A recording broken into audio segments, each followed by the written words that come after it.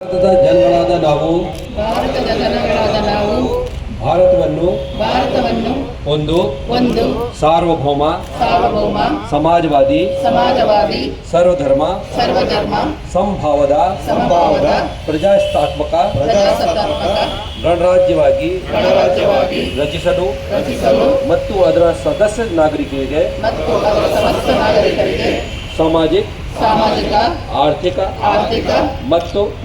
ರಾಜಕೀಯ ನ್ಯಾಯ ವಿಚಾರ ಅಭಿವ್ಯಕ್ತಿ ವಿಶ್ವಾಸ ಧರ್ಮಶ್ರದ್ಧೆ ಮತ್ತು ಉಪಾಸನಾ ಸ್ವಾತಂತ್ರ್ಯ ಸ್ಥಾನಮಾನ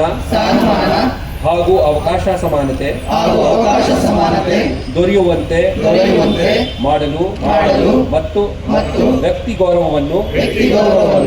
ರಾಷ್ಟ್ರದ ಐಕ್ಯತೆಯನ್ನು ಹಾಗೂ ಅಖಂಡತೆಯನ್ನು ಸುನಿಶ್ಚಿತಗೊಳಿಸಿ ಅವರಲ್ಲಿ ಭ್ರಾತೃಭಾವನೆಯನ್ನು ವೃದ್ಧಿಗೊಳಿಸಲು ಶ್ರದ್ಧಾಪೂರ್ವಕ ಸಂಕಲ್ಪ ಮಾಡಿದವರಾಗಿ ನಮ್ಮ ಸಂವಿಧಾನದ ಸಭೆಯಲ್ಲಿ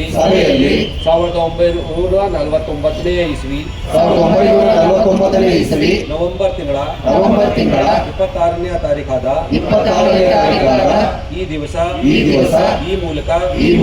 ಈ ಸಂವಿಧಾನವನ್ನು ಅಂಗೀಕರಿಸಿ ಅಧಿನಿಯಮಿಸಿ ಅರ್ಪಿಸಿಕೊಂಡಿದ್ದೇವೆ